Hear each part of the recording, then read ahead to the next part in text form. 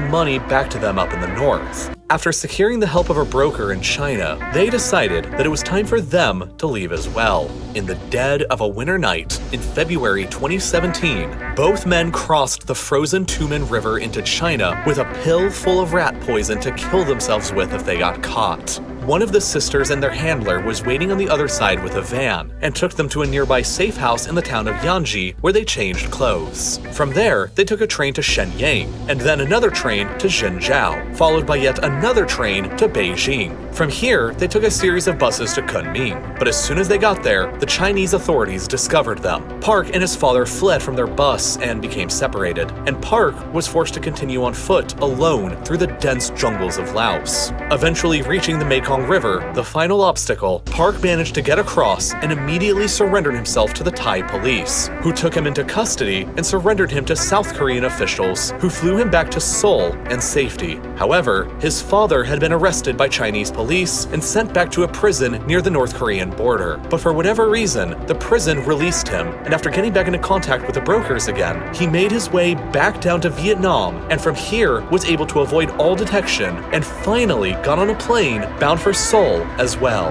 It had taken him 1.5 years and a journey of over 5,000 miles simply to reach a place a mere 400 miles away from his home. These are the only ways to escape that are available to the average North Korean stranded within the country, and they are all hard and desperate.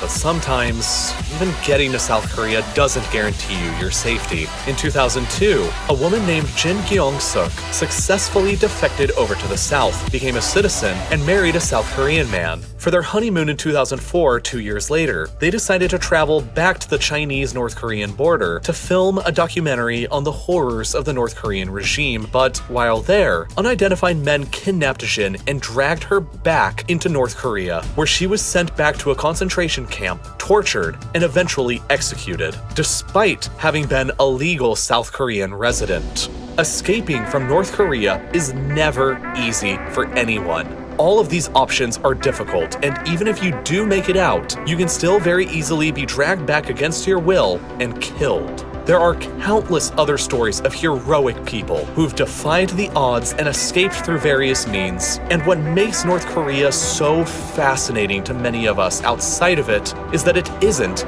history. You read the horrible accounts of survivors and hear their stories and realize that you're not listening to something from 1940, but something that could have happened yesterday. The Cold War may have ended everywhere else in the world in 1991, but it never ended in Korea.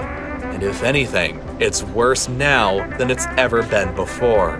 The modern Cold War in Korea is an incredibly complex and controversial story to tell, with countless other escape attempts that are too graphic to cover on YouTube. The development of nuclear bombs, millions of people who believe that Kim Jong-un is a literal god, missiles that can now strike at the heart of the United States mainland, the largest arsenal of chemical weapons the world has ever seen, and the fate of tens of millions of people all hanging in the balance. It is without a doubt one of the most fascinating, violent, and controversial conflicts of both the 20th and 21st centuries, and, unfortunately, not acceptable for me to cover in detail on YouTube due to their terms of service. I know how making videos on YouTube works, and I know that this video already has an incredibly high chance of being demonetized and unpromoted by YouTube's algorithm because of the content I'm discussing. But the moment I really start diving into the whole history of the 21st century conflict between North Korea and South Korea in the United States, what's all at stake, why it all began, how it's been fought, and how it all led to where we are today, it's a guarantee that this video will be censored and you won't get to see it. So instead, I created another full-length companion video in my ongoing Modern Conflict series that's the same length as this video, with all of that controversial but fascinating information included, and uploaded it to Nebula, which, as you've probably heard by now, is home to tons of exclusive ad-free content like my entire Modern Conflict series, with 5 other additional full-length videos you can go watch right now detailing the Israel-Palestine conflicts, the war in Afghanistan, Afghanistan, the 2020 Armenia-Azerbaijan War, and the ongoing Russo-Ukraine War in the Donbass.